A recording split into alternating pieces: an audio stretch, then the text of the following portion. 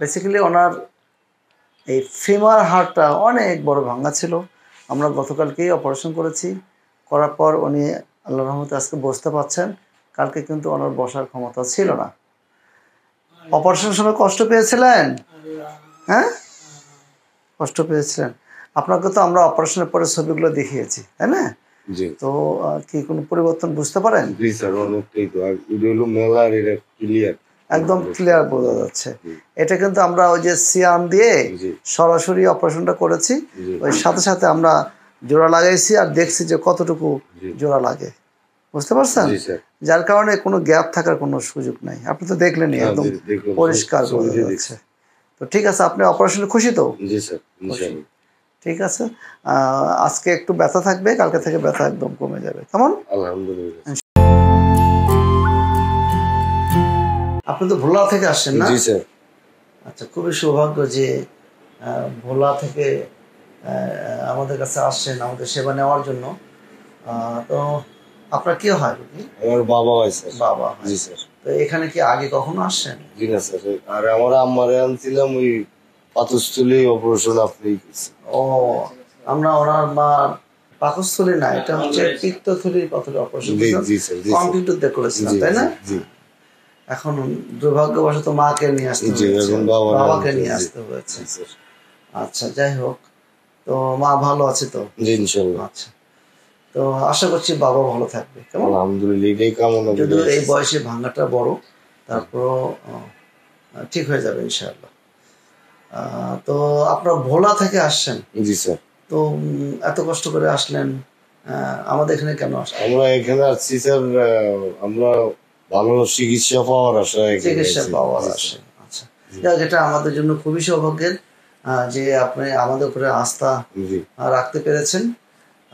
আমরা একটু পরে আপনার বাবার অপারেশন শুরু করব।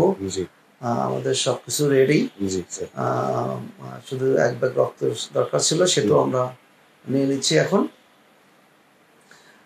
তো আমাদের জন্য দোয়া করবেন। জি স্যার। হ্যাঁ, আমরা আশা করছি যে পরশু টরশু আপনার বাবাকে আমরা ছেড়ে দিতে পারি। আমরাই বড় আশা করি স্যার, আপনার কাছে আইছি, আল্লাহ দোয়া করবেন। জি মাইনুদ্দিন, আমি যেটা জানতে চাচ্ছিলাম সেটা হচ্ছে যে ভোলা থেকে অনেক রোগী, তোমার আত্মীয় স্বজন আমার এখানে আসছে, অনেক রোগী আমি চিকিৎসা করার সুযোগ পেয়েছি। তো আমার জানা মতে সব রোগী মোটামুটি ভালো হয়ে চলে গেছেন। তো ভোলা থেকে এত দূর থেকে এখানে রোগী তুমি নিয়ে আসতেছো, সেবা নিচ্ছ, তো আমাদের সেবা সম্পর্কে যদি একটু কিছু বলো আর কি। ধন্যবাদ স্যার আপনাকে। আমি তো অনেকদিন আগ থেকে আপনাকে চিনি এবং আপনার এই প্রতিষ্ঠানে আমি আসা যাওয়া করি। আপনার প্রতিষ্ঠানের যে সিস্টেম, মানে রোগীদের সেবা বা অপারেশনের আগে পরে যে প্রস্তুতিগুলো, সেগুলো আমার খুব ভালো লাগে। এবং আমার আত্মীয় স্বজন যাদেরকে এখানে আনা হয়েছিল সবাই ভালো আছে এখন, কেউ কারো কোনো কমপ্লেইন নেই। সেই জন্যই আসলে আমার এই আত্মবিশ্বাস আপনার এখানে।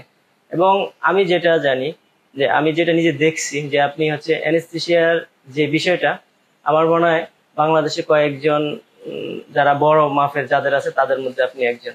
কারণ আপনার সাথে আমি কাজ করার সুযোগ হয়েছে আমার। তো আপনি যেভাবে রোগীকে তাৎক্ষণিক ম্যানেজ করতে পারেন, এটা সব অ্যানেস্থেসিয়ার সম্ভব না, সব অ্যানেস্থেসিয়া পারে না। আর অপারেশনের ক্ষেত্রে একজন অ্যানেস্থেসিয়ার ভূমিকাটা সবচেয়ে বড় থাকে। কারণ হচ্ছে যখন অপারেশন হয় তখন সার্জন তো অপারেশন করে, কিন্তু রোগী কি অবস্থায় হচ্ছে যাচ্ছে এটা তো সম্পূর্ণ দায়িত্ব থাকে অ্যানেস্থেসিয়া ডক্টরের। তো অ্যানেস্থেসিয়া ডক্টরের উপর যদি আত্মবিশ্বাস থাকে যে আমার এই রোগী অপারেশন হচ্ছে, স্যার ভালো, তাহলে আমার কোনো টেনশন থাকে না। কারণ সম্পূর্ণটা নির্ভর করে ওটিতে একজন অ্যানেস্থেসিয়া ডক্টরের উপরে। এইটা খুবই ভালো একটা মেসেজ, খুবই ভালো একটা মেসেজ। এটা আমার দর্শকদের জন্য আমার মনে হয় যে খুবই উপকারে আসবে। একটা অপারেশনে আসলেই অ্যানেস্থেসিয়ার ভূমিকা খুবই গুরুত্বপূর্ণ। এবং আমরা যত জটিলতার কথা বাইরে শুনি, বেশিরভাগ অ্যানেস্থেসিয়ার একটা এখানে সংশ্লিষ্টতা থেকে যায়, আসলে ওভারকাম করা যায় না।